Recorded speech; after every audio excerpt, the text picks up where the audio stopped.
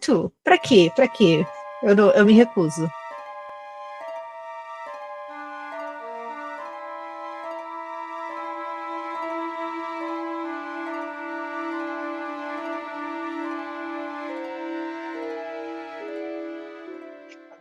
Oi, sócios e sócios, este é mais um Sociedade Literária, um podcast para quem ama surtar sobre livros e hoje é um programa especial, tem aquele cheirinho, aquele quê de Halloween, sabe? Aquela coisa assim. Hoje tá muito bom, gente, só posso falar isso. Eu sou a Dre, do Dre Literária, e a gente tem também aqui a Paty, que não pôde participar aqui desse comecinho, ela tá no rolê pessoal, mas a Paty, que é do Litera Paty. Então, assim, ó, ela já ia trazer pra gente um monte de informação legal, mas isso aqui é aquele programa para você, sabe, que amava mais o Jacob do que o Edward, entendeu? Já tô dando aqui spoilers. Então, assim, essa sociedade está no mood de lua cheia, tá cheio de coisinhas misteriosas, amaldiçoadas e talvez irresistíveis. São eles, gente. É um episódio sobre lobisomens. Ai, eu tô tão feliz. Chegou meu dia. Eu amava o Jacob. Yay! Eu era Team Edward, mas eu vou admitir que a Matilha, a alcateia de Crepúsculo, tinha um molhinho mais, assim, ó, todo diferenciado, especial. Olá, sociedade, eu sou a Gabi, do Crime e Castigo, e hoje, para mergulhar neste universo de muitos pelos e garras, a gente tem uma convidada muito especial que a gente está muito feliz em receber, que é uma autora nacional incrível. Ela foi best-seller na Amazon, então é uma honra muito grande para a gente ter essa pessoa, essa autora super talentosa aqui com a gente. É a Liz Vilas Boas, desculpa, a Liz Vilas Boas, autora de Garras, e que está lançando hoje, nessa época, o segundo livro, que é Feras. E aqui, spoilers, gente, está muito bom. Liz, muito bem-vinda e obrigada por ter aceitado o nosso convite. Oi, gente, boa noite, Andressa, boa noite, Gabi. Eu fiquei muito feliz com o convite. Lá atrás, né, vocês tinham me convidado há um tempo e eu tive que falar, então, gente, mas nessa data não vai rolar porque eu vou estar parindo, né? Então, vocês muito gentilmente adiaram a época da gravação. Então, estou muito animada também para bater esse papo, para a gente converter quem era Team Edward de vez para o time dos lobisomens. Vamos levantar essa bandeira hoje. Gente, então ativem o sininho, por favor, comentem, curtam, não esqueçam de deixar sugestões de livros de lobisomens, porque esse episódio aqui é especial temático, então vamos aqui a trocar figurinhas e falar assim daqueles livros que a gente às vezes não ouve, que não estão tão hypados, dos hypados também, bora trocar uma figurinha aí. E tá, gente, para esse comecinho, então a gente vai falar de lobisomem. Uma coisa que a gente fez que eu achei super legal no episódio de vampiros foi entender de onde é que vem este Paranauê, gente. Como é que nasceu essa coisa do lobisomem? E eu comecei com o cinema, confesso que não foram os livros, mas tem muito mais aí, gente. Isso é antigo, isso vem lá da mitologia grega. Olha só, eu fui lá dar uma pesquisada. Então tinha um rei, o Licaão, da Acádia. Esse homem piedoso e cruel, ele resolveu assim fazer tipo uma pegadinha, não sei qual era o motivo dele, mas ele resolveu testar se Zeus era realmente onipotente, onipresente, se ele era esse negócio todo, e serviu carne humana para Zeus. Essa carne, até onde algumas lendas dizem, foi dos próprios filhos. Mas não sei, tem lenda que diz que sim, tem diz que não, mas no fim, Zeus ficou pé da vida com essa história. Falou, como assim você vai me testar? E aí, em retaliação, ele transformou o rei Ricaão em lobo, condenando ele a viver assim como fera, uma coisa entre humano e fera, já que era essa a essência dele. Então, algumas lendas ainda dizem que essa maldição se estendeu para os filhos. E com o passar dos séculos, a gente tem essa narrativa migrando para Roma, e aí teve a questão do culto aos lobos, e apareceu esse conceito mesmo, disso que a gente talvez conheça mais hoje, do homem se transformando em lobo. Tem um rolê ali de Idade Média, um folclore europeu. Então foi ganhando camada, assim, a lenda, né? Uma questão mais de maldição cristã, pacto com o demônio, armadilhas que transmitem praga, licantropia. Então, assim, gente, isso é antigo. Só para vocês terem uma noção, assim, um dos primeiros livros sobre o tema chama-se O Lobisomem, escrito por um autor britânico de ficção gótica, V.C. Pease. que foi publicado, pasmem, gente, em 1828. Então, tal qual vampiros, lobisomens também já estão aqui, ó, faz um tempinho. E aí, agora no século XX, a literatura e o cinema foi romantizando mais essa questão do lobisomem, muito nesse conceito de dualidade entre o humano e o selvagem, brigando dentro da mesma pele. Gente, adoro. E aí eu já vou jogar uma pergunta para a gente começar a debater. Falei demais aqui. Queria saber de vocês duas, qual foi o primeiro contato de vocês com esse universo de lobisomens? Sei lá, filmes, lendas, livros? E como é que foi para vocês? Então, eu tenho uma história engraçada sobre lobisomem. É que eu não, ao longo da adolescência, da vida adulta e tudo mais, eu não era muito chegada em lobisomem, porque eu achava que as histórias não faziam jus aos monstros em geral. Eu sempre tinha algum problema com alguma retratação. Então, por exemplo, em Crepúsculo, os lobisomens, eles não seguem a. Eles não se transformam com a lua cheia, né? Eles transformam na hora que eles querem, quando eles querem. Então, isso para mim gerava uma. Eu sempre fui muito nerd, isso gerava um conflito. Eu falei, poxa, mas está escrito que o lobisomem precisa da lua cheia, né? E outros livros, outras histórias, eu achava que não. Enfim, não retratava o monstro como eu achava que devia ser retratado. Eu acho o meu lobisomem que realmente me fez ser time lobisomem é daquele filme que muitas pessoas vão dizer que é horrível, mas que foi assim o auge do cinema dos anos 2000 para mim, que é o Underworld, que mostra uma guerra milenar entre vampiros e lobisomens, né? Quem foi adolescente na época ali entre 2000 e 2010 tem uns 6 filmes sobre Underworld, né? E em resumo, né, para quem não sabe, a premissa da guerra, de toda a guerra entre vampiros e lobisomens desse filme é que havia toda uma corte de vampiros lá e eles escravizavam os lobisomens. Até que a princesa vampira se apaixonou por um lobisomem. Ah, cara, né? Então, e esse lobisomem, gente, ele dedicou a vida dele a vingar a morte da amada dele. Então, assim, é tudo de bom. O vampiro, o lobisomem era interpretado pelo Michael Sheen, quando ele era bem novinho, na época, né? Mas procurem aí imagens do Lucian e vocês vão entender qual foi a minha real conquista, né? Aliás, vocês vão entender qual lobisomem realmente me conquistou. Eu vou admitir que eu não conheço, mas estou aqui, ó, já com a aba pronta para a minha pesquisa, que eu estou, o quê? Intrigada. Deixa eu até te adiantar, então, porque essa série de filmes tem vários, né? No primeiro filme, a gente tem ainda uma mocinha vampira e um lobisomem, mas o Lucien, ele é o vilão desse filme. A história do Lucien é contada no terceiro filme, tá? Em que ele é, de fato, o mocinho. Só para você estar pronta para isso.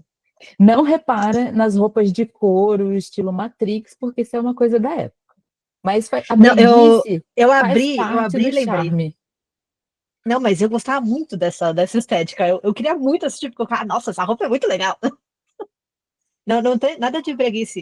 Inclusive, uma parte, aqui eu já entrando na minha resposta, é, acho que um dos meus primeiros contatos que eu fiquei um pouco mais intrigada com a figura do lobisomem tinha muito a ver com a estética meio gótica brega, que era Van Helsing, com o Hugh Jackman, de 2004. E aí tinha aquela coisa assim, muito, muito preto, muito vermelho, tempo nublado, tudo muito úmido, e eles estão parecendo sempre meio sujos. Ai, adorava. Gente, e não tem como não se apaixonar por um Hugh Jackman, um lobisomem. Então, sabor aquele filme. Eu acho que foi um dos primeiros furries da vida, foi o lobisomem do Hugh Jackman. Inclusive, a versão dele, lobisomem, a forma bestial, ele é muito a figura que eu tenho dos lobisomens em garra quando eles estão naquela inter, interestado Que eles ainda estão meio humanos, mas eles ainda estão meio feras, a figura que eu tenho. Então, já puxa esse gancho pra gente começar a falar de garras. Que Deixa eu é. só contar o meu aqui, Ai, sim, rapidinho. desculpa, Adri. Imagina, não Nossa. tem problema. É só para eu fazer uma conexão, porque é muito engraçado. Eu sou a mais velha aqui do podcast. Sou mais velha até que a Paty. Eu tenho 42, vou fazer 43 anos esse ano. Então, eu acabo tendo referências um pouco diferentes de vocês, porque vivenciei ali o finalzinho dos anos 80 como criança e os anos 90 que foram a minha adolescência, vamos dizer assim. E também foi o cinema. Eu achei engraçado porque todo mundo trouxe referências de cinema. E para mim também foi o cinema que me trouxe o lobisomem. E a diferença é que ali nos anos 80 e nos anos 90, o lobisomem vinha no lugar do filme de terror. Ele não vinha tanto assim na romantização. A gente tem, acho que a romantização um pouco mais próximo ali dos anos 2000.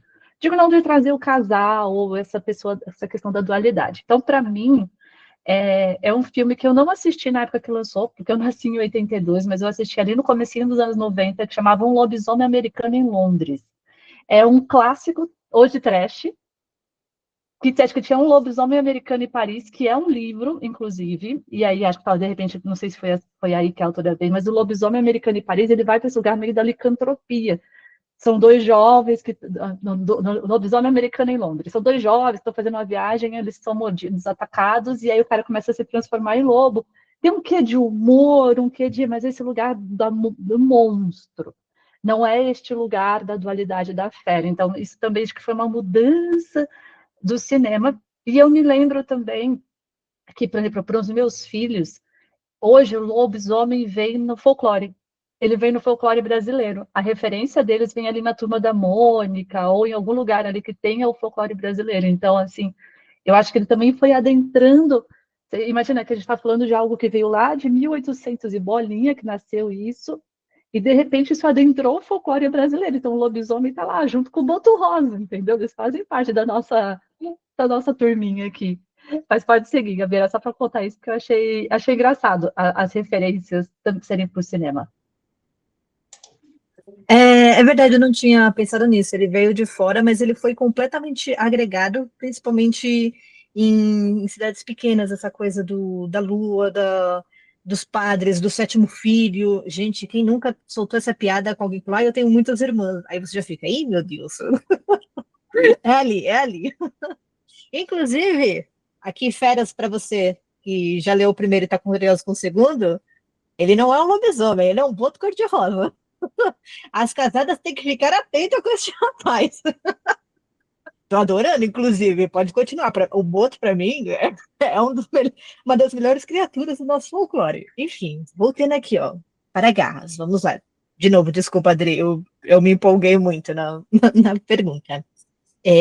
Liz, pensa que o nosso ouvinte nunca leu garras. Ele nem sabia que era o livro. Como você convenceria alguém a ler? Como você apresenta a sua história?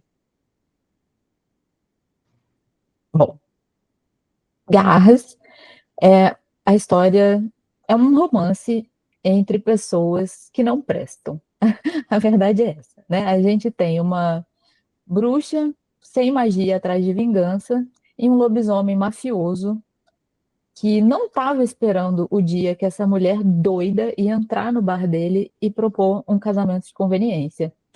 E ele, com muita resistência, decidiu entrar nessa pelo quê? Pelo dinheiro. E acabou ficando pela maluca que ele conheceu nessa história toda, né? Mas, enfim, Garras é uma história, né? Um romance aí que tem esse tropo principal de um casamento por conveniência, mas, na verdade, é uma história que fala justamente isso, que os bandidos também amam, né? A Diana, ela é uma pessoa horrível, mas ela encontrou o amor. O Edgar não é tão melhor do que ela e ele também encontrou o amor, né, gente? Então, em resumo, é isso. Não precisa ler o livro, não. Tô brincando. Leiam sim. Eu posso só fazer uma referenciazinha aqui, que quando eu li, para mim, parecia o Peaky Blinders, cara. Para mim era o Peaky Blinders do Rio de Janeiro. Então. Foi a minha maior conexão, assim, a Peaky Blinders do Jogo do Bicho. É a Peaky Blinders É, made in Brasil. Então, aí quando eu fico mais séria, né, quando eu começo a conversar, aí eu começo a trazer essas referências, né, porque Peaky Blinders é realmente uma das maiores influências dessa história. Por quê? E aí entra de novo, eu falei, né, que eu achava que não tinha muitas histórias que faziam jus ao lobisomem. Eu acho que a série do Peaky Blinders não faz jus ao Thomas Shelby, porque a série é muito boa, a série é ótima, mas claramente foi escrita por pessoas que são inimigas do romance. E vocês já assistiram a todas as Sim. temporadas? Então, Aí quando o romance acabou, eu não vou dizer o que é, que a gente sabe o que acontece, que acaba o romance, aí uhum. eu desencanei. Eu falei, não quero mais, que eu Então, tô de mal com a então diretora. eu fui até o final. E em todas as oportunidades que eles tiveram de não, agora é a verdadeira história de amor dele vai começar. Aí não deu certo. Eles tiveram umas 3 oportunidades de fazer dar certo e não conseguiram. Então eu encarnei e falei, mas não é possível isso, gente. Então eu encarnei a missão de escrever um mafioso, um bandido que tivesse uma história de amor que ele merecia. Então, tem Peaky Blinders, né? E também uma outra referência minha de série é Carnival Row, que se vocês nunca assistiram, assistam. É uma série também no Amazon Prime, em que mostra uma cidade em que seres humanos e criaturas sobrenaturais convivem também, né? E também são cidadãos de segunda classe, né? Então, essas são duas das minhas referências principais e, de novo, né? São referências do audiovisual, não são tanto da literatura, porque eu vou confessar, né? Não sei se alguém aqui é desse time, mas eu nunca fui muito chegada naquelas histórias de lobisomem com romance, né? Que fossem do sistema ABO, né? Alfa, beta, ômega. Eu nunca fui muito chegada tanto nesse universo, nesse gênero de histórias de lobisomem. Então eu queria um pouco da selvageria, da brutalidade, mas não tanto dessa hierarquização fechadinha, né? E que muitas vezes chega a ser mais pro lado da humilhação e degradação. Aí eu prefiro não. Do Omega Verso, né? Eu Isso, lembro esse é quando o eu falei termo. no lançamento, aí Eu eu só tive que lembro soltar da, essa piadinha. eu só lembro da tag do ABO. Eu nunca lembro que é ômega verso.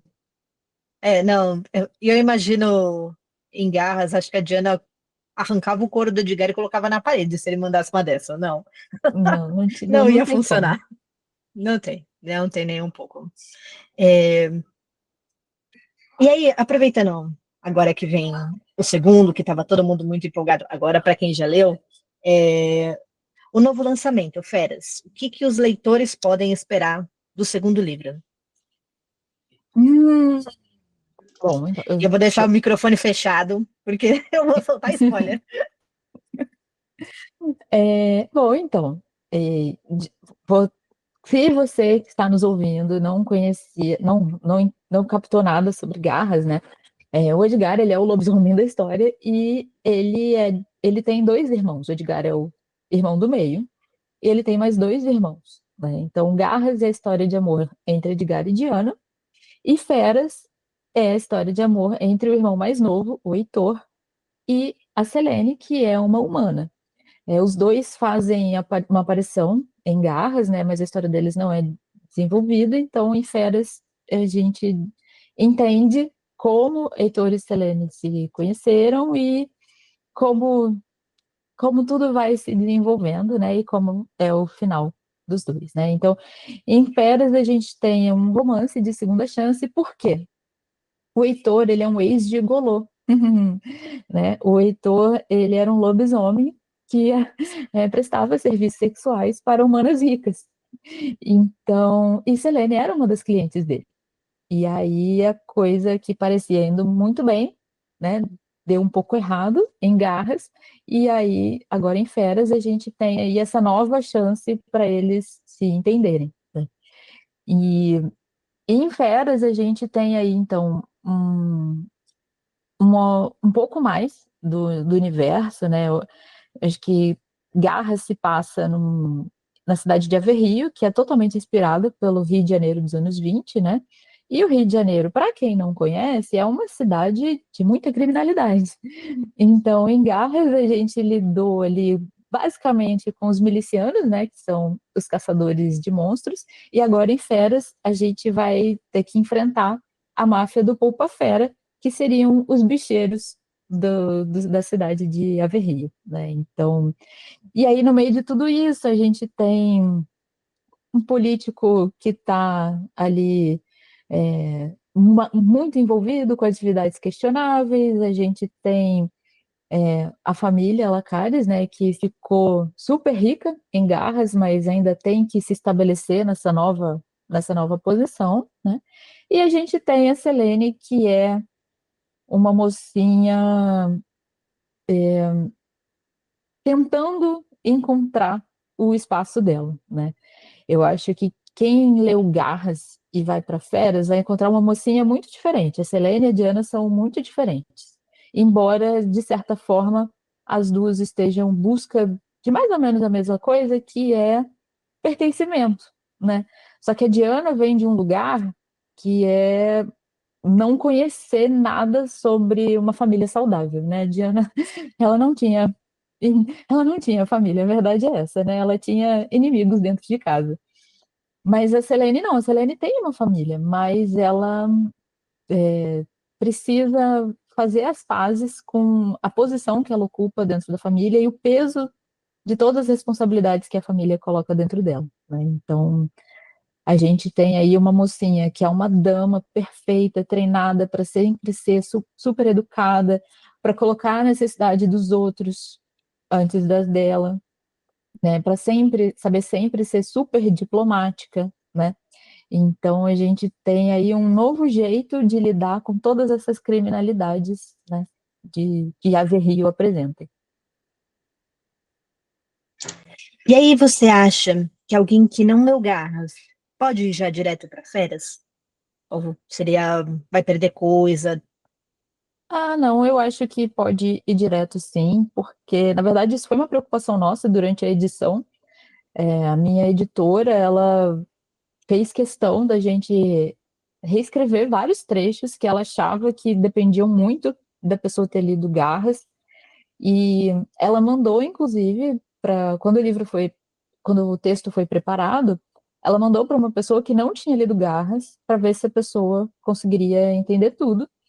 E a preparadora leu e amou e falou: agora eu preciso ler Garras. Então, eu queria mesmo que os livros tivessem esse efeito, que como as séries de romance, né, que a gente está acostumado. Isso é mais comum em romance de época e em romance contemporâneo, né, em que cada livro é um casal. Acho que não é tão comum ainda em séries de romantasia ou de romance sobrenatural, né? Pelo menos aqui no Brasil. Mas eu queria muito que fosse, então eu estou fazendo a minha parte, né? Seja a mudança que você quer ver no mundo. Então dá sim para ler Feras sem ter lido Garras. Afinal de contas, não é spoiler o final feliz de Garras, né? Então, a não ser que você não quisesse saber que Edgar e Diana iam ficar juntos, aí não, não tem por que você ler Garras antes. O que aparecer primeiro na sua frente, você pode ler. Ah, mas vamos combinar, né, que eu acho que ninguém lê romantasia esperando um final dramático. Assim, leitora de romantasia gosta de final feliz. A gente às vezes gosta de Exato. uma estrada mais tortuosa, uns probleminha ali, às vezes que se É, separa numa parte do livro, a gente gosta, mas a gente no final quer todo mundo junto. imagina, tem essa capa com esse casal se abraçando, né? Eu acho que não é uma surpresa. O, o como eles chegam lá, tudo bem. E isso Feras não conta. Feras só dá o panorama geral mesmo esse é meu irmão, essa é minha cunhada, né? E a Diana fez tal coisa para Selene ficar com raiva e só, né? Não traz spoilers de Garras. Uma coisa que eu acho engraçado, lendo agora Feras, é que, com o ponto de vista da Selene e até um pouco do Heitor, você tem uma visão completamente diferente da Diana. Porque quando você tá lendo o livro da Diana, nossa, ela é muito incrível, meu Deus, ela não mede consequências, muito maravilhosa. Aí eles ficam, essa bruxa desgraçada me enganou. Eu continuo achando ela maravilhosa, continuo. Mas é engraçado ter esse outro ponto de vista da Diana. Então você fica ainda mais com vontade de ler Garras. Então fica a dica. Você pode ir por férias, mas você vai sair querendo ler Garras. É É, engraçado, só aproveitar esse parênteses, né, para confessar um medo meu, porque eu sei que as pessoas amam muito a Diana. Tipo, eu já teve várias leitoras que chamam assim, não, o Edgar é ótimo, mas a Diana, sabe? Tipo assim, e, e eu fico muito feliz que eu consegui isso com ela. Só que a Selene não é a Diana, né? Ela tem uma outra forma de fazer as coisas. E aí eu brinco que eu acho que assim, a Diana é muito aquela mocinha que a gente queria ser, porque ela sabe responder as coisas na lata, ela não leva desaforo para casa, e se leva, ela vai se vingar depois, tem todo esse negócio, né? A Selene é mais a mocinha que a maioria de nós consegue ser, sabe? Eu acho que ela é mais pé no chão, ela se controla mais, assim, né? Porque a verdade é que a maioria de nós não pode fazer as coisas que a Diana faz, né? A gente tem que se virar com o que a gente tem, né? Então, todas as duas têm, eu acho, um tipo de restrição, né? Que faz elas terem que buscar os subterfúgios que elas buscam, né? Mas a Selene, ela tem mais limitações do que a Diana no sentido de que, ela é humana, né? Ela não tem os poderes mágicos e dois, ela foi desde cedo criada para ocupar uma caixinha, que é o que a maioria das mulheres né? Ainda hoje a gente é muito criada para ocupar uma caixinha. Então, como a Diana foi criada literalmente fora da caixinha, porque ela nem foi criada, convenhamos, né? Ela não teve essa limitação. A Selene tem. Então, a saída dela desses limites é, é diferente, né? Então, mas eu acho que, eu espero, pelo menos, né? Que as pessoas vão conseguir se identificar com ela também, de uma outra forma, né? Que não como você, como é, de uma forma diferente, né? Acho que a Diana, a gente queria ser ela, né? A gente queria botar aquele salto alto, passar aquele batom e sair dando tapa na cara da sociedade, né? A Selene faz outras coisas. Gente, eu não li Feras, mas eu li Garras. E aí eu acho que tem assim, me corrijam se eu estou errada, né? Que vocês duas, uma escreveu a história, então conhece, a outra está lendo, então sabe também. Mas me dá a impressão de que as histórias acabam sempre tendo um equilíbrio entre a persona das personagens, a personalidade delas mesmo. Então, quando a gente vai no livro, no Garras, no livro um, a gente tem o Edgar sendo o cara mais o Grumpy ali, o mais ranzinza, e a Diana sendo a maluca. O irmão dele mais novo, se eu não estou enganada, ele era esse mais maluco, mais bem-humorado e não sei o quê. Então, pelo que eu entendo, ela vai ser talvez um pouco mais grumpy, um pouco mais certinha, e ele vem para esse lugar de trazer esse humor, às vezes essa coisa, essa malemolência. É mais ou menos assim? Ou tô errada, gente? Ai, Gabi, primeiras impressões. olha, essa análise foi muito boa. Eu não acho, por exemplo, que eles estão trocando papéis. Eu acho que a personalidade do Edgar e da Diana é muito diferente da personalidade do, do Heitor e da Selene em qualquer conexão que tenha que fazer. Ainda assim, eu sinto muito esse equilíbrio mesmo.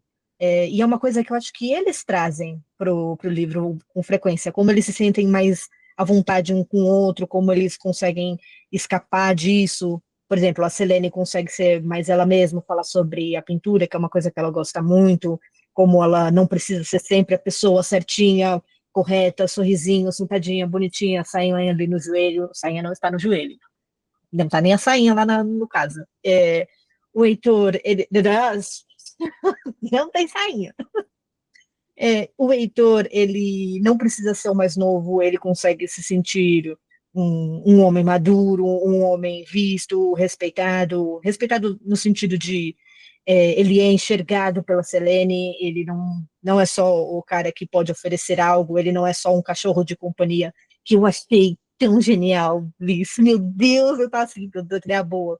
Porque são três irmãos, e aí eles são vistos como cachorros. O primeiro seria um cachorro de rinha, o segundo de caça e ele de companhia. E isso fere muito ele se sente mal, muito chateado. Mas ele consegue se ver como uma fera com a Selene. Ai, meu Deus, ai, eu tô emocionada com calor. Olha os spoilers, amiga! Coitada. Desculpa. Eu falei que eu ia soltar spoiler. Cadê meu leque? E sim, meu leque, aqui, pronto. Gente, mas Ai, muito legal. Olha Quando eu aí, li já até Garras, encarnou a Selene, né? Usando esse leque aí para se abanar. ai, eu adoro quando ela puxa o leque. Você vê que tipo, é o calor subindo, mas é muito elegante. Ela sentindo calor, sendo muito elegante. Eu acho a Selene uma personagem incrível, maravilhosa. Você disse, aqui, gente, spoiler, desculpa. Você disse, não sei se vai ter essa conexão como teve com a Diana. Eu me conectei muito com a Selene. Eu acho ela uma personagem muito incrível porque ela é forte dentro de uma limitação que ela tem. Tipo, não que ela é limitada, mas as limitações que vão se apresentando no caminho, ela ainda assim consegue enfrentar. E ela é muito inteligente e muito forte nisso. Então, eu me conectei muito. Achei ela uma personagem belíssima. E, ai, graças a Deus, quando. Outra coisa, muito obrigada, Liz, você aqui representando as mocinhas gordinhas, que você descreve ela como gorda. Não tem meias palavras, não é curvilínea, não é plus size, ela é gorda. E é isso. E é, assim, refrescante. Só, sabe, tratar uma personagem como ela é. Não tem problema nenhum ela ser gorda. Ela continua linda e ela continua gorda. Maravilhoso, muito obrigada. Estou muito feliz com, com essa descrição. Ai, olha, isso é um comentário que eu ouço há muito tempo, né? Assim, de amigas, de outras leitoras, né? Sobre como a gente não tem essa diversidade de mocinhas, né? E aí para todos os sentidos, né? Seja de étnica, tom de pele, biotipo, né? Enfim, tem uma infinidade de mulheres reais, né? Que gostariam de se ver representadas, né? E a Selene, ela vai logo de cara aí em duas frentes, né? Ela é gorda e ela é uma mulher preta também, né? E, enfim, eu não me encaixo exatamente nessas, né? Não me encaixo nessas duas categorias. Então, de início, eu fiquei, assim, um pouco reticente, né? Será que eu posso? Mas eu falei, eu posso sim, porque eu escrevi Garras, eu sempre falo, eu escrevi Garras para as minhas amigas e Feras eu escrevi para as minhas amigas também, né? Eu queria que as minhas amigas se vissem nas histórias que eu escrevo. Então, eu falei, vou fazer. E eu, inclusive, eu cheguei a discutir isso com a minha editora na época, né? Enfim, se a gente deveria colocar ela passando por algum tipo de constrangimento pelo corpo que ela tem, e a gente decidiu que não, porque a maior forma da gente ser, estabelecer um novo padrão não, é tratando ela como a linda e grande gostosa que ela é, mesmo sendo gorda. Não, ela não precisa, né, ter isso questionado em momento algum, né? Até porque não muda nada, né? Então, feliz que Nossa, eu você achei isso gostou. maravilhoso. Porque eu não li, mas eu vi a capa, e na capa tem essa característica, né?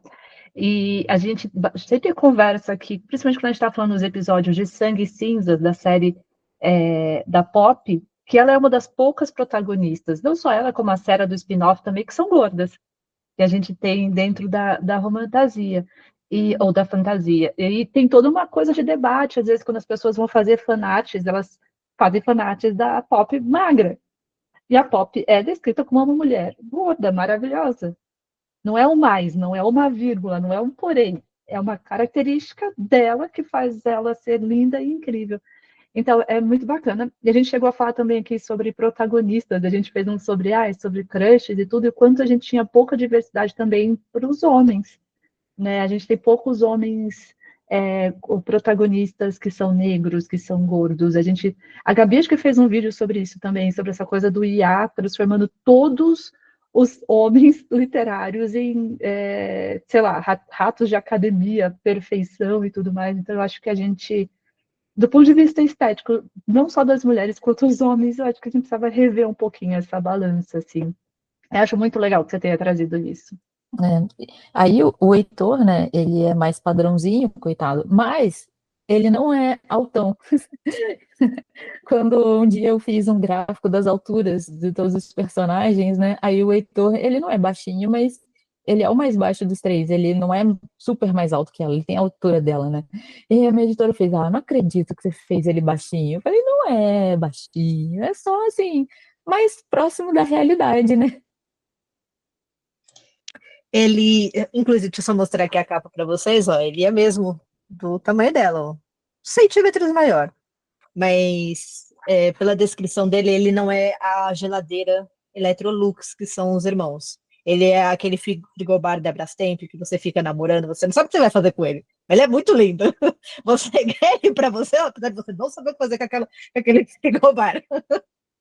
É o Heitor. O É, importante é que cabe. o importante é que ele cumpra a sua tarefa. E você quer mostrar para as visitas. É o Heitor. Nossa, é essa a vibe dele. Mas vou aproveitar então que você comparou bastante a Diana e a Selene e comparar um pouco a personalidade do Heitor e do Edgar, porque grande diferencial, gente, esses mocinhos, eles não estão lá só para ser par romântico, eles têm objetivos de vida, eles têm personalidade complexa e bem estruturada. Então, fala um pouco dos nossos maridos. Então, vou dar aqui um panorama bem rapidinho para quem não leu Garras, né? Que a gente tem a família Lacares, né? Que é uma matilha de lobisomens. E eles são lobisomens vira-latas, né? A mãe deles, na verdade, era de uma alcateia, né? No livro eu diferencio a alcateia de matilha. Então, a alcateia seriam as famílias tradicionais e as matilhas seriam os pobretões lá de sem sangue nobre, né?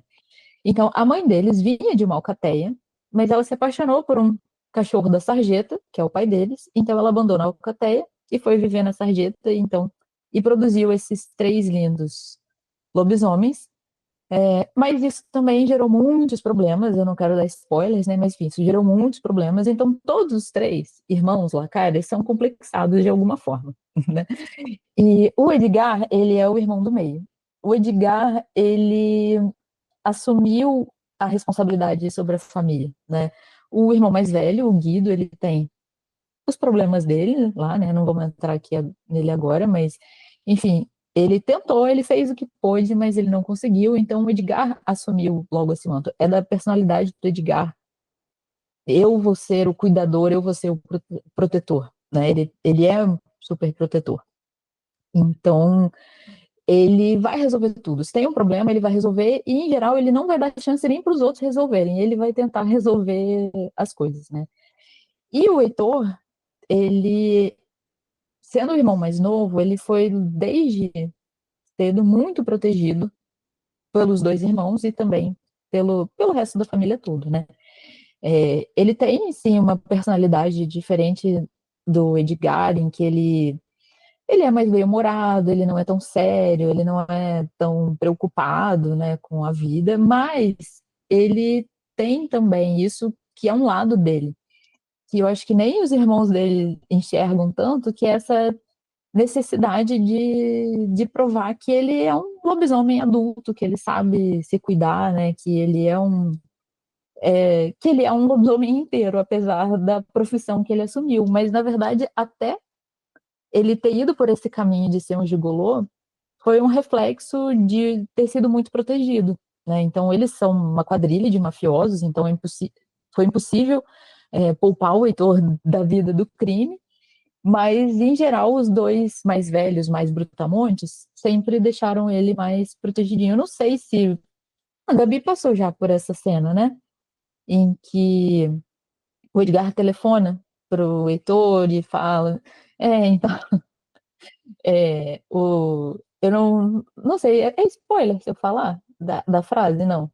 Não, não é não, né? Então, é, o, o Edgar, né, comenta, né? Ele fala para o Heitor, poxa, quando a nossa mãe te botou no meu braço e me mandou cuidar de você, eu sabia que isso era para a vida toda, né? Então, não é por mal, mas o Heitor, ele é um pouco sufocado por essa proteção da família dele, né? Então, A gente tem aí essa mistura de uma pessoa mais bem-humorada, mais solta na vida, mas que também quer mostrar para a família que ele pode contribuir e fazer algo pela família dele, né? Eu acho que isso é uma mistura interessante, porque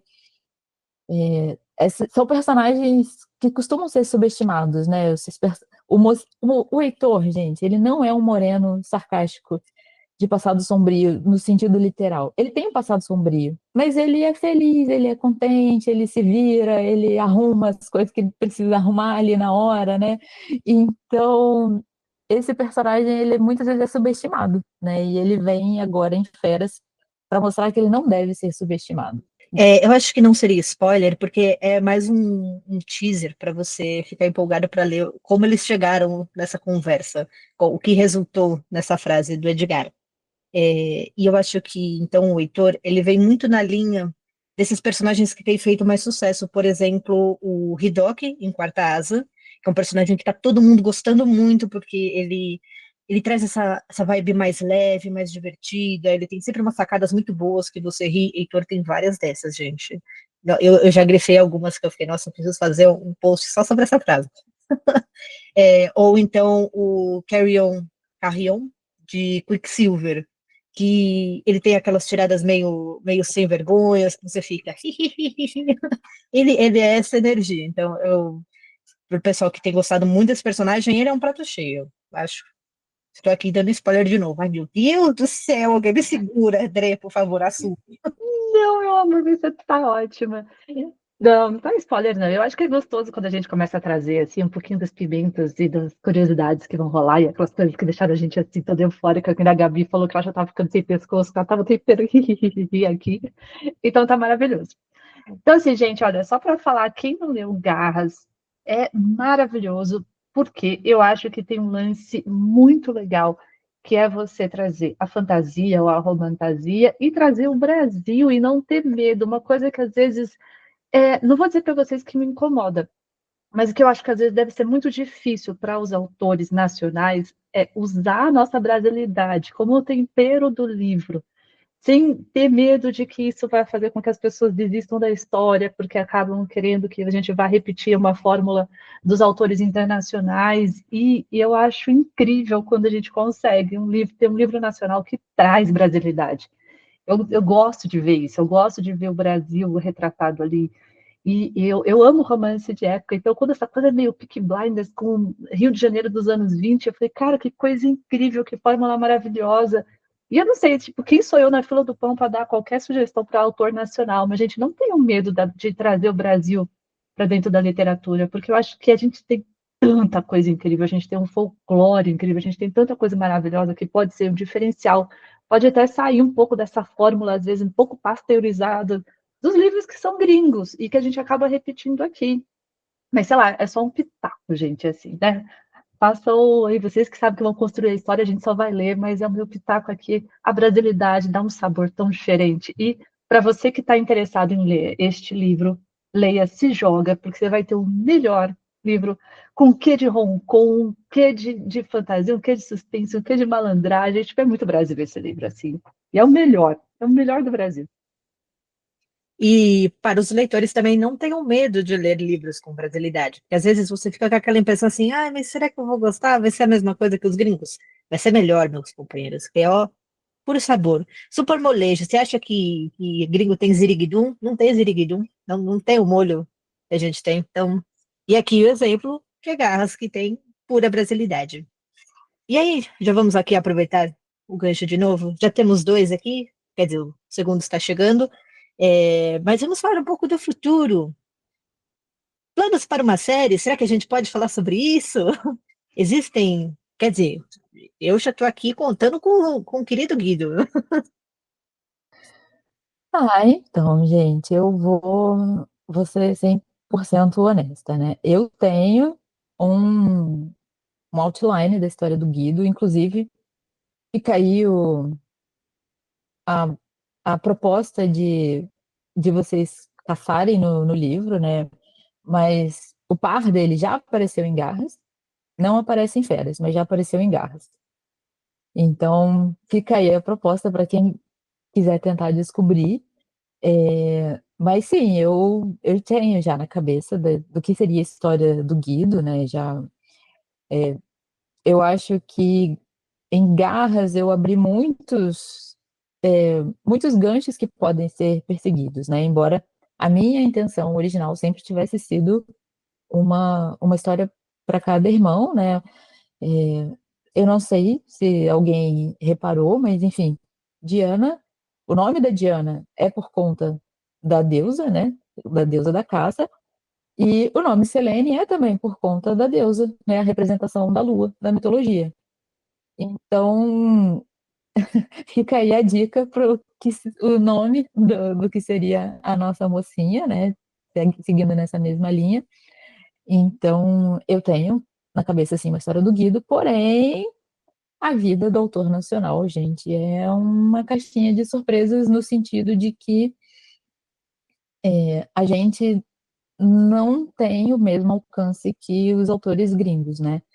A gente precisa fazer muito marketing por conta própria, a gente conta muito com boca a boca dos leitores e somado a isso, né, a gente tem também uma questão de flutuação dos gêneros mais populares, né? Então precisa ter aí uma conjunção de fatores, né? Feras precisa ir muito bem. Garras, na verdade, vendeu muito bem pro que eu esperava dele, mas Garras sozinho não garante os dois irmãos, né? O Edgar, por mais que ele tente fazer tudo, ele sozinho não garante. O Heitor tem que fazer a parte dele, né? Então, Feras tem que ir bem também.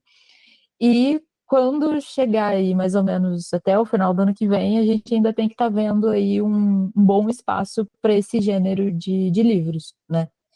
É, a- existe aí uma questão cigarras, vou chamar de Lobos de Averrio, né? Se você entrar no site da Amazon agora, os dois livros estão como sendo eles estão como parte da série Lobos de Averrio, né? Então, existe aí algo a debater se Lobos de Averrio é uma romantasia, um romance sobrenatural, um romance paranormal, enfim, uma taxonomia aí de livros, né?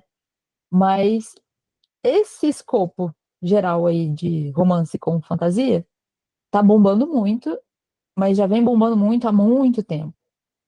E a minha sensação de conversar com editores em geral é que isso é como uma bolha que em uma hora vai estourar, né? Você vê o Quicksilver, né, que a gente leu, é, já existe todo um debate se ele é cópia demais de Acotar ou se ele é só um produto, porque Acotar já foi lançado há muitos anos, né? Ou se ele é só um produto de uma autora que leu e gostou muito de um livro e aí isso acabou vazando para a escrita dela, né? Enfim, a gente tem aí uma infinidade de Shadow Daddies que são, em grande parte, crias do nosso querido Reese, né? Mas, enfim, isso é algo que não vai acontecer para sempre, né? A gente não vai ter esses livros para sempre. Inclusive, eu acho que parte do motivo de eu ter conseguido vender Garras para a editora é que ele não tinha essa cara de romantasia épica. Ele já tinha essa pegada mais urbana, vinha com um jeito diferente para ser algo mais fresco do que a gente estava vendo sempre no mercado, né? Então, esse é uma conversa meio chata que a gente tem enquanto autor sempre, né? Mas o mercado literário ainda é o mercado, né? Então, as editoras selecionam para publicar o que elas acham que vai vender. E aí o que vai vender parte de várias coisas, a qualidade do texto, a novidade da história, se é uma coisa que está vendendo ou não. Então, por exemplo, a Ali Hazelwood tá lançando outro livro de lobisomem esse ano. Não sei se ela vai lançar um terceiro. Ainda não. O Parceira, né? Eu dei um azar. O Noiva lançou antes de Garras, então eu pude ler o Noiva antes de Garras sair. Eu já tinha escrito Garras, então quando saiu o Noiva, eu fui correndo ler para ver se estava diferente, estava parecido, como é que era, né? Mas agora o Parceiro vai sair só depois de férias, então eu não sei ainda se vai ter um terceiro ou não. Mas, enfim, todas essas questões influenciam se a gente vai conseguir ter um Guido ou não. Existe um dado no mercado que é o seguinte: todo segundo livro vende menos do que o primeiro. A, a porcentagem aí é cerca de um terço. Isso falando em sequências diretas, né? Então, por exemplo, se o primeiro, a Cotar, vendeu 1 milhão, o segundo vendeu um terço disso. É porque um terço de 1 milhão é livro pra caramba, né? Quando a gente traz esses números para os livros nacionais, a expectativa já cai bastante, né? Então, assim, para o Guido chegar até vocês, a gente vai precisar aí de várias coisas acontecendo, né? A gente vai precisar que as pessoas abracem mesmo a família, que queiram, e é o que eu sempre falo, não é para mim que vocês têm que pedir, é para a editora, porque por mim, a história, eu tenho algumas cenas escritas já, inclusive, da história do Guido, mas quem vai decidir, eu até, sendo bem sincera, de novo, eu até penso que se a minha editora não quiser publicar, eu penso em lançar de forma independente para não deixar as leitoras fiéis na mão. Eu sei que aí eu seria assim, um lançamento bem mais simples, só em e-book, enfim, não teria o mesmo alcance, mas eu penso em fazer o Guido chegar nas pessoas de alguma forma. Mas Olha, conta com a gente, viu? Pode mas contar com a gente que vamos olha essas panfletar. capas lindas. Vocês não queriam ver o Guido com essa mesma capa, com esses designs lindos de texto e tal? Então, eu também queria, né? A gente Hum. faz uma vaquinha. Não, primeiro que a editora não vai ser tonta, a editora vai ser inteligente e vai trazer os livros. Mas, segundo, numa rara possibilidade da editora falir, deu uma crise, ela faliu. A gente faz uma vaquinha, contrata a ilustradora, contrata um diagramador e faz o livro. Isso não é uma questão. Você escrevendo, o livro vem. Ah, a gente vai fazer, conta com a gente, porque realmente tá incrível. A gente precisa saber como é que vai continuar essa história assim. Então, gente, olha, para quem está acompanhando, não deixem de comentar se vocês já leram, se vocês querem ler, se vão começar a ler. Venham surtar com a gente, por favor, surta com a Liz, ela vai amar conversar com vocês para ouvir os Ai, surtos de vocês. eu amo A, mesmo, gente. É o momento que a escritora se sente abraçada, de verdade, é quando as pessoas vêm surtar com a gente. não, surtem com ela vai amar. Pode surtar aqui comigo, com a Gabi, enquanto vocês estiverem lendo. Vai comecei a legal o que vocês falaram.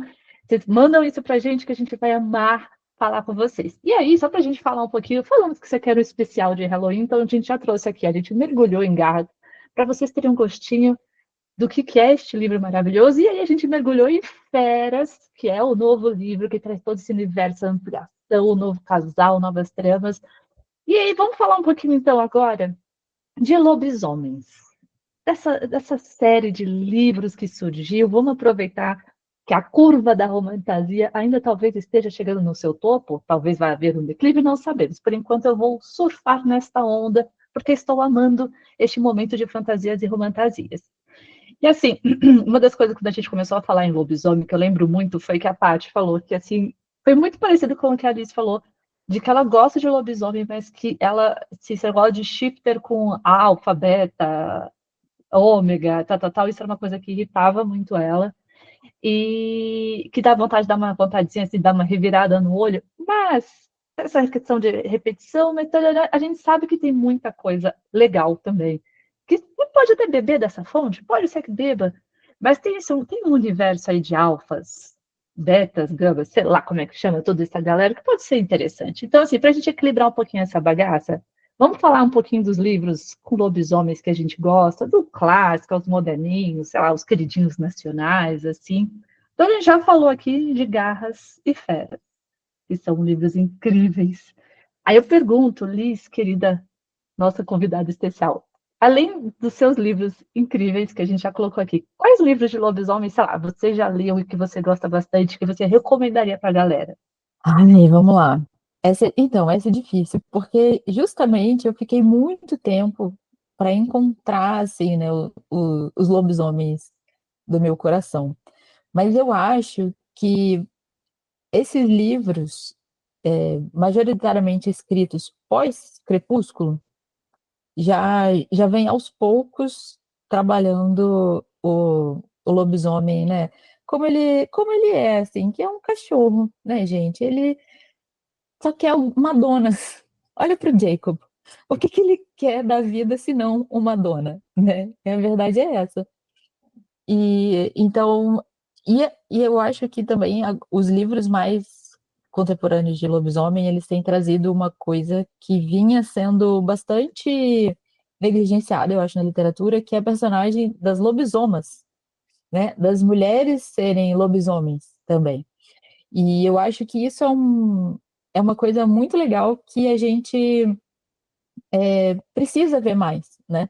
Até nos meus livros, uma das coisas que as pessoas mais me pedem é a história da Mimi e da Melina. Às vezes até mais do que dos irmãos. As pessoas querem elas, né? As pessoas querem ver uma loba literalmente, né? Então, e aí por que eu tô falando isso? Porque tem um livro, tem uma série de livros, na verdade, que eu gosto muito, que não foi publicado no Brasil, né? É um livro gringo, então só tem em inglês, mas que eu gosto da forma como os lobisomens são apresentados. É também um livro, é uma série de livros em que a gente tem várias criaturas sobrenaturais também. Eles não vivem, os humanos não conhecem, né? É tudo clandestino, mas tem vampiro, tem lobisomem, alquimista, bruxas e tudo mais, que é o universo dos adeptos, que é da Megan Ciana Dodge, em que a personagem principal do primeiro livro, ela ela foi criada por bruxas, mas ela não tem magia, não tem magia, ela está descobrindo o que é o poder dela, e ela conhece um alfa de uma alcateia de lobisomens, né? Ela também conhece um vampiro, que teoricamente está lá para investigar um mistério, né? Então, ela são vários livros nessa série, né? Mas gente, o mocinho, o mocinho desse livro, ele é um marido. Gabi, ele é um marido. Ele é tão marido que ela não teve, tipo assim, ela não conseguiu nem casar com ele logo de cara, porque precisa de muito para desenvolver a história deles. E aí tem todo aquele drama de ele precisou tomar uma decisão entre ela e a responsabilidade dele com a alcateia. E aí tem as lobismoças também, né? Tem tanto machos e fêmeas na alcateia. E aí tem uma lobisomem que é muito legal, que é a melhor amiga dessa mocinha também. Eu tô enrolando para falar o nome do livro porque eu tenho que dar um Google, porque o nome é gigante, mas é algo como assim, cupcakes, magias e uma outra palavra já. Todos os títulos, eu vou catar o link aqui, eu vou mandar para vocês disponibilizarem no podcast, porque é muito grande o título. E trazendo, né, obviamente, eu tenho que citar o livro da Ali, né? O Noiva. Eu tenho algumas questões lobisomísticas com esse livro também, mas o mocinho também, os mocinhos eu acho que são a grande especialidade da Ali Hazelwood, né? Então eu acho que o mocinho de Noiva, ele é merecedor da leitura, por mais que eu tenha uma questão com a coisa do sangue roxo, do sangue verde. Essa aí eu achei que ela. Você nunca leu Noiva? Então, enfim, fica aí esse spoiler e saiba que os vampiros têm sangue roxo e os lobisomens têm sangue verde. Eu tenho questões com isso. Eu acho desnecessário ela ter entrado por essa onda, né? Ah, lembrei. Não lembrei o Olha nome, aí. eu lembrei a autora. O da Kresley Cole. Vocês sabem de qual eu tô falando? Aqui foi lançado pela Darkside, não. Então, vou ter que jogar no Google de novo. Não, procura aí e a Mas, gente fala. mas o primeiro é de novo. É um livro de um lobisomem com A menina. Ah, a menina é muito doida, mas é uma vampira também. Vou trazer o nome aqui para vocês. Eu adorei que o livro do lobisomem tem cupcake e eu não estava esperando isso. Você me desse 1000 oportunidades para chutar o nome de livro de lobisomem, cupcake não estaria nas minhas chances. É bom demais, é bom demais. A farofa. Gente, é isso. Lobisomem é um monstro que tem que ter farofa. porque você não tem como se livrar da preguiça, sabe? O bicho é um cachorro. Ele precisa estar cercado de coisas que combinem com cachorros. Tipo cachaça. Bem, mas vamos lá então trazer algumas indicações enquanto isso. Eu vou começar pelos nacionais para a gente buscar. Já começamos com Garras e Feras, da Liz. Tem também Safira de Prata, da Laura Reggiani. Tem volume um e 2. A Safira de Prata, só para quem não conhece, é uma grande série dessa autora. Tem o volume um e 2. Tem Diamante Dourado, volume um e 2, que são edições especiais. Tem Joias da Alcateia, que são spin-offs de alguns personagens, da Temise e da Micaela. Então, são 6 livros de Safira de Prata. Tem Lobo Rei, da. Ih, meu Deus, eu não sei pronunciar o nome dessa senhora. Você já leu o Eu Lobo também Rei? não. Eu chamo de Eva, porque eu não consigo, mas eu li o Lobo Rei também. Eu também. E Eu amei, gente. eu gostei muito do Lobo Rei. Eu não li o Lobo. É Deusa, não? O Deus é o Deusa último. Eu não Lobo. li Deusa Lobo. Deus é Lobo. Eu não li o segundo e o terceiro ainda, mas uma coisa que eu gostei muito em Lobo Rei é a originalidade, eu acho, da construção do universo, né? A ilha com as mulheres, as sacerdotisas, né? E de repente elas são invadidas, enfim, não quero dar spoiler também, né? Mas eu achei um universo muito original. E é uma mistura assim de seita, porque essas deusas elas estão tipo meio que numa seita, é uma seita de mulheres, uma coisa meio sexual e não sei o quê. E aí vem esses lobos, e aí é um lobo. E assim, o que eu achei muito legal dentro desse universo é que o lobisomem aqui, né, nesse universo do Lobo Rei, ele tem os olhos vermelhos. Então, ele vem com um lugar, ali, um quê de monster, assim, porque ele não está totalmente humanizado, ele é um cara com olho vermelho, uma barba, não sei o quê, então sai um pouco também. Você não, e, assim, ele está com o olho vermelho e ele perde um olho. Não é spoiler, tá, gente? Porque tipo, é no comecinho do livro, assim, ele perde um olho. Então, para mim, isso é muito legal.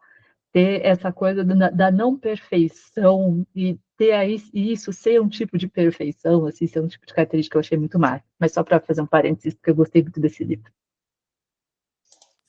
Faz muito sentido ela chamar a Eva, só queria dizer isso. Não sei porque essa não foi a primeira opção. Mas, seguindo, temos Lobo Rei, temos A Herdeira, que é da série Os Lobos de Esther. Tem 5 livros, é da Janice ah, Ghisleri. Desculpa de novo se eu estiver pronunciando seu nome errado. Temos a duologia Fúria da Lua Cheia e Guerra da Lua Nova, que é a duologia Lobos Blackthorn, da Agatha Servat. E temos a série Lobos de São Lupérculos, que por enquanto só tem um livro, que chama Elo de Amor e Sangue, da Amanda Missen, se eu não me engano, que é assim o nome dela. Aí você apresenta os gregos, Drey. Aí eu vou falar, gente, bom, a gente tem aqui, peguei só os que eu tinha aqui impressos, mas depois eu falo os outros. Então a gente tem Noiva, tá todo mundo já sabendo que, né, lobo com lobisomem.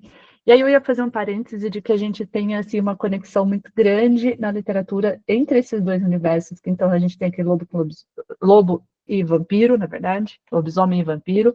Sangue e Cinzas, a gente também tem lobisomem, de certa forma, e também é esse universo de lobisomem e vampiro.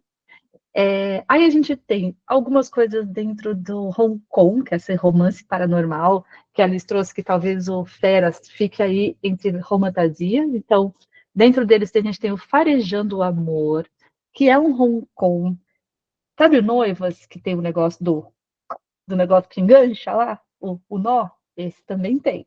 Esse também tem esse negócio aí. Para quem gosta dessa parada, tá aqui também. Aí a gente tem os lobos, que é tipo um harém reverso. Eu li o 1. Eu achei que não, assim, não posso dizer para vocês que é um livro que eu gostei. Mas para quem gosta de harém reverso, pode tentar. Tem o 2, eu não descobri, eu não entendi se tem. Tem Para o Lobo, da Hannah Whiting, que é uma coisa meio Chapeuzinho Vermelho, meio reconto de Chapeuzinho Vermelho. Então, tem alguns recontos, não trouxe todos.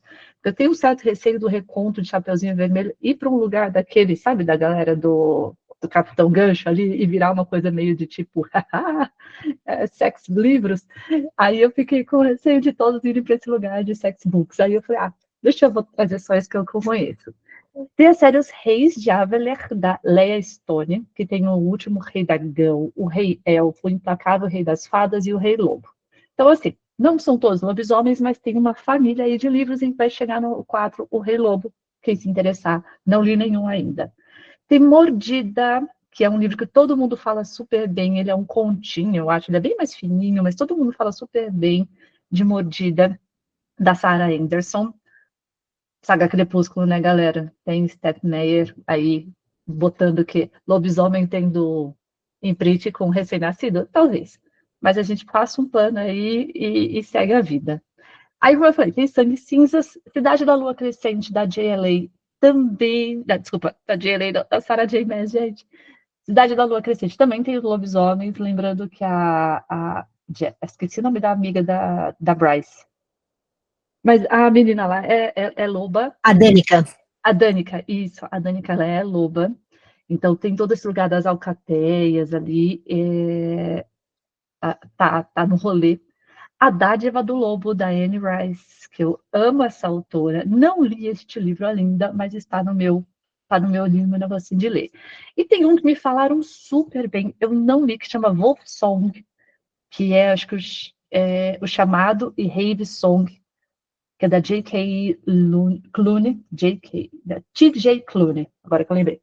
E aí me falaram super bem dessa série, então, assim, são alguns que a gente foi conseguindo pegar aqui, que são dos gringos. Se faltou algum, gente, me fale aí, por favor. Então, lembrei do outro também, que na verdade, é um que é um dos favoritos, não só meus, mas também da Fernanda Castro, que eu sei que já passou por aqui também, porque foi ela que me indicou esse livro, que é Alma, da Gail Carriger. Em Alma, a gente tem uma, novamente, uma Londres em que lobos, vampiros e humanos convivem normalmente, né? Eles são todos cidadãos. Só que a gente tem a nossa mocinha que ela não tem alma. Por ela não ter alma, ela precisa ser vigiada, né? Pelas outras criaturas sobrenaturais. E aí o chefe, né? A pessoa encarregada de vigiar ela é o Lord Macon, que é um lobisomem. Gabi, ele é um marido também. Olha só, eu vou Eu só. sinto. Olha, eu sinto o cheiro de marido de longe. No nome, eu sinto o cheiro. Então, olha só, eu vou só dar um teaser desse livro, que é o seguinte: tem ele, obviamente, se apaixona primeiro, que, né? Como não ser um romance de lobisomem se ele não se apaixonar primeiro? E aí ele tá lá tentando conquistar, e aí ele faz um negócio que ele não entende o que ele fez de errado. E ele tá conversando com o outro lobisomem, que é o segundo em comando dele, né? E aí o segundo fala: Não, mas se você fez merda, você vai ter que rastejar por ela agora. E ele fala: Não, mas não é possível, não sei o que. Eles continuam a conversa. Aí de repente ele para, percebe a cagada que ele fez. Você disse rastejar? Aí o outro: Rastejar, milord. Inclusive, tem uma cena em Feras que foi total inspirada nesse diálogo, que é do livro Alma, da Gail Carriger. É uma série, tá? Tem mais de um livro também. Para quem não quer cair em esquema de pirâmide, o primeiro tem um final feliz, dá para você parar ali. Porque depois, enfim, vão acontecendo outras coisas. Mas aí tem um vampiro gay que é uma maravilha, enfim, tem mistério, aí tem de tudo. Leiam Alma. Ele não é muito, não diria que ele é um livro picante, assim, não tem cenas hot né, de tirar o fôlego, mas no quesito romance, muito, muito, muito, muito bom. E aí eu lembrei o nome do outro, que é o que foi publicado em português, na verdade, foi publicado pela Valentina, que é a mesma editora que publicou o Alma, inclusive, que é Desejo Insaciável, da Kresley Cole, né, em que a gente acompanha esse lobisomem, que é o alfa também de uma matilha, que ele está aprisionado há séculos, e ele consegue se libertar justamente quando ele sente o cheiro da pessoa que é para ser a parceira dele. E aí, quando ele descobre que essa parceira é uma vampira, o mundo dele cai. Então, enfim, cara, eu sei, as pessoas adoram romance de vampiro com lobisomem, né? Então, esse é mais um desses. E o outro, que é o que eu li em inglês, se chama Cupcakes, Trinkets and Other Deadly Magic. Para quem lê em inglês, vale super a pena. Porque é isso, a personagem principal, ela não tem magia, mas ela é ótima de cozinha. Então ela tem uma confeitaria.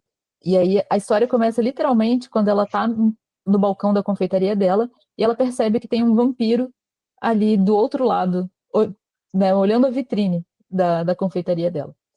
E, enfim, mas esse é muito bom, esse é muito engraçado, esse é um universo gigante também, tem muitas histórias e tem vários romances aí para acompanhar, tem para todos os gostos, mas os lobisomens desse universo são muito bons, muito, muito, muito bons, porque eles são uma sociedade muito bem organizada, mas não é tão fechadinho, a hierarquia tão basicona, é complexa a sociedade. Ah, e não poderia deixar de citar num quesito YA, mas que é o Calafrio, da Meg Stiefvater, né? Esse é bem jovem, esse é bem jovem, esse foi o primeiro sucesso da Meg, na verdade, né? Que foi o que fez ela estourar, mas é muito lindo. Esse livro, o objetivo dela com esse livro, ela falou uma vez, era fazer as pessoas chorarem, e ela conseguiu. É uma série de 4, tá? É, essa é uma série de livros em que os lobisomens desviam bastante da norma, não tem a questão da lua cheia. Eles se transformam quando está muito frio. Muito, muito, muito frio. Pois é, por isso que se chama calafrio. E aí, enfim, tem toda uma questão de quanto mais tempo eles passam na forma de lobo, menos eles se lembram da humanidade deles. Então, enfim, é ótimo se você gosta de emos. Porque faz muito tempo, né? Isso aí é muito pra gente que viveu o auge da era emo. O mocinho da série Calafrio, ele é um emo. E ele é super romântico. A mocinha escreve poesias, escreve canções. É o auge do amor romântico adolescente sofredor, gente. Eu achei o máximo, gente. Eu fiquei imaginando um lobisomem com franjão assim na cara, tá? Um lobisomem meio Avril Lavigne, assim. Tem um lobisomem que é meio rockstar nessa série também. Eu li faz muito, muito, muito tempo, mas eu lembro que ele fez tanto sucesso que ela fez uma historinha só pra ele. Eu achei tão fofo, que eu também imaginei, mas é com os pelos do lobo. Mais puxadinhos, assim, nossa, achei muito elegante. Achei, assim, conceitual. Gente, tivemos muitas indicações, mas É, agora aqui para os nossos ouvintes, deixem aqui os seus comentários. Que livros vocês já leram? Quais vocês acharam que faltou aqui na nossa lista? Um que você quer muito, que todo mundo descubra, mas está um pouco ali embaixo. Indiquem nacionais, por favor, gente. Quanto mais nacionais, melhor.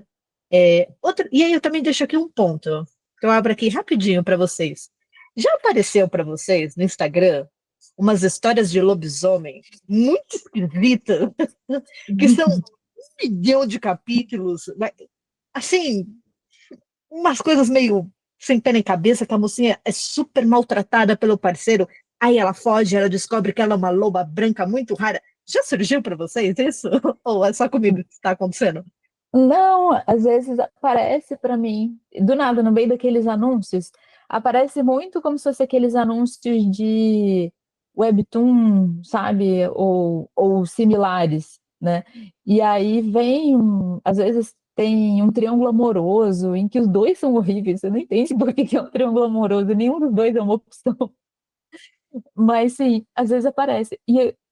Não, teve uma época também, agora sumiu, mas aparecia pra mim no TikTok, uma série de TikTok mesmo, em que, enfim, era uma mistura de lobisomem com romance universitário, em que o lobisomem era um professor e a parceira é aluna dele, só que ela não sabe que lobisomens existem.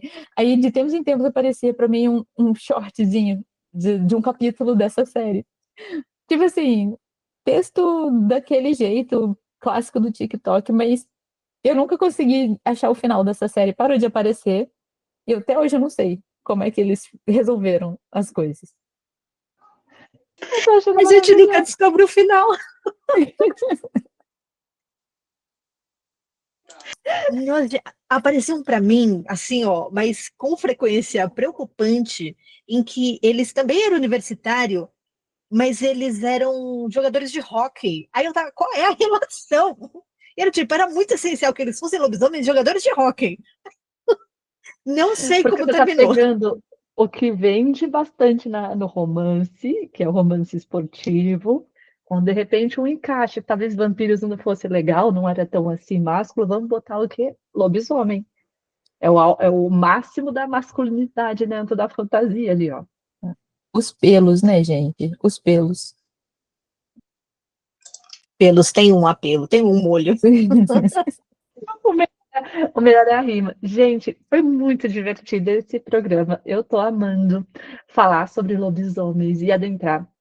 Fiquei pensando muito no que a gente foi falando de livros e temas, da gente ter aí muitas séries que está mais misturado. São poucos os livros, quando a gente começa a olhar, que são exclusivamente de lobisomens. Tem muita coisa ali misturando vampiro com lobisomem. E feras, não, gente. Feras vai trazer lobisomem, lobisomem com tempero carioca, com o que de Peaky Blinders. Então, assim, gente, olha, Liz, foi incrível, incrível mesmo te receber aqui para falar um pouquinho de Garras, para lançar feras, para a gente poder falar aqui do quanto esse livro é maravilhoso, quanto a Gabi está soltando, porque já está lendo.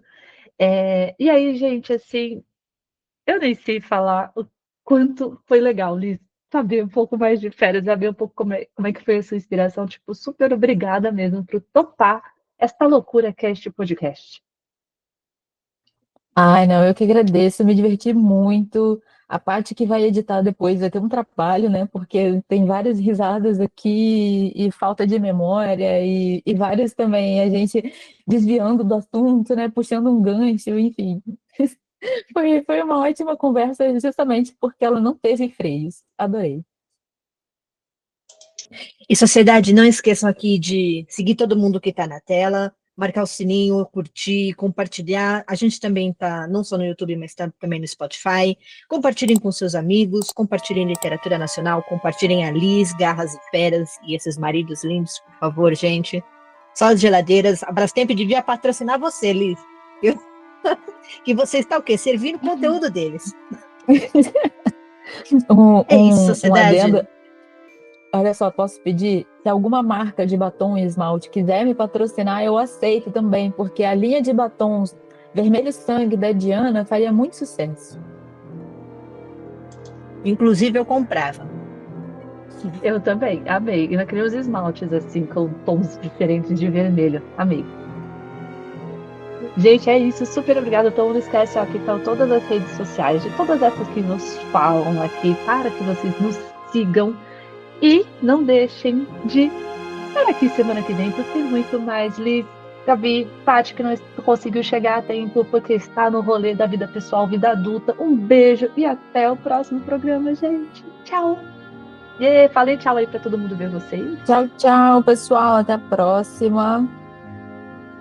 Tchau, gente. Obrigada. Beijo, sociedade.